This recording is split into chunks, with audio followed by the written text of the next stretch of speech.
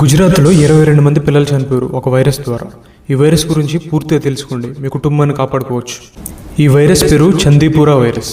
ఈ వైరస్ అనేది దోమ కుట్టడం ద్వారా, శాండ్ ఫ్లై కుట్టడం ద్వారా మనుషులకి వ్యాపిస్తుంది అనమాట. ప్రస్తుతానికి అంటే ఆగస్టు 6, 2026 నాటికి గుజరాత్లో 186 సస్పెక్టెడ్ కేసెస్ ఉంటే దాంట్లో 35 కేసులు పాజిటివ్గా తేల్చాయి.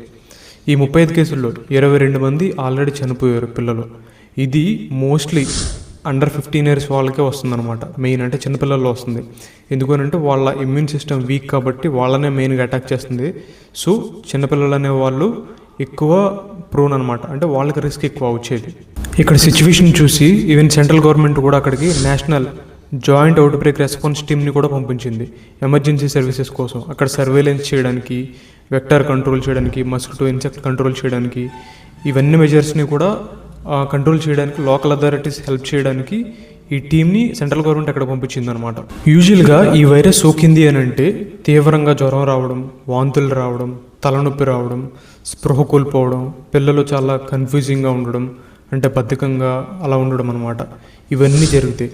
ఇటువంటి లక్షణాలు ఎప్పుడైనా వచ్చినాయి అని అంటే వెంటనే డాక్టర్ని సంప్రదించండి. స్పెషల్లీ రెయినీ సీజన్స్లో, ఇప్పుడు ఈ సీజన్లోనే రిస్క్ ఎక్కువ కాబట్టి అక్కడ జరిగింది. ఇటువంటి లక్షణాలు ఎప్పుడైనా కనిపించినాయి అని అంటే డాక్టర్ని కన్సల్ట్ చేయండి, నెగ్లెక్ట్ చేయొద్దు. ఎందుకు అని అంటే ఈ వైరస్ ఒక్కసారి సోకింది అని అంటే ఈ లక్షణాలు స్టార్ట్ అయిన 24 గంటల నుంచి 48 గంటల లోపు ఆ పేషెంట్ లేదా ఆ చైల్డ్ సిచ్యువేషన్ అనేది చాలా చాలా సీరియస్ అవుతుంది. దీనికి ప్రత్యేకంగా యాంటీవైరల్ డ్రగ్స్ లేవు, వ్యాక్సిన్ కూడా లేదు. ఈ వైరస్ని క్యారీ చేసే మస్కిటోస్, శాండ్ ఫ్లైస్ ఎక్కడ ఉంటాయి అని అంటే అన్హైజీనిక్ కండిషన్స్లో, అంటే లైక్ పశువులు కొట్టం దగ్గర, ఓకే, తడిగా బందగా ఉంటుంది కదా ఇళ్లలోనూ గట్ట, ఎక్కడ పడితే అక్కడ అటువంటి చోట, గోడ పగుళ్ళు గట్ట ఉంటాయి కదా, గోడ పగుళ్ళు, ఇంకా డ్రైనేజెస్ దగ్గర, ఇటువంటి అన్ని చోట్ల ఉంటుంది అనమాట. సో వీటన్నింటినీ కూడా క్లీన్గా ఉండించుకోవడం, ఓకే, నీరు అనేది ఎప్పుడు ఎక్కడ స్టాగ్నెంట్గా ఉండకపోవడం, ఈ మెజర్స్ అన్నింటి ద్వారా కూడా మనం దీన్ని నివారించవచ్చు అనమాట. ఎందుకనంటే వ్యాక్సిన్ కానీ లేదా ట్రీట్మెంట్ కానీ లేదు ప్రజెంట్ అయితే దీనికి. సో కాబట్టి ఇది రాకోకుండా జాగ్రత్తగా చూసుకోవాలి. మీ పిల్లలకి మస్కిటోస్ కానీ శాండ్ ఫ్లైస్ కానీ కొట్టుకోకుండా ఉండడానికి మెజర్స్ తీసుకోండి.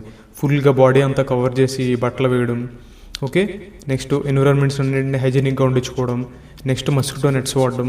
ఈవెన్ మస్కిటో నెట్స్ అంటే సేఫ్ అని అనుకుంటారు అందరూ. ఈవెన్ ఆ శాండ్ ఫ్లైస్ అనేవి మస్కిటోస్ కంటే కూడా ఇంకా చిన్నగా ఉంటాయి శాండ్ ఫ్లైస్ అనేవి.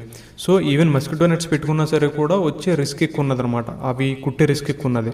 సో కాబట్టి అసలు అవి రాకోకుండా, అవి కరవకోకుండా జాగ్రత్తలు తీసుకోవడం అనేది చాలా చాలా ఇంపార్టెంట్.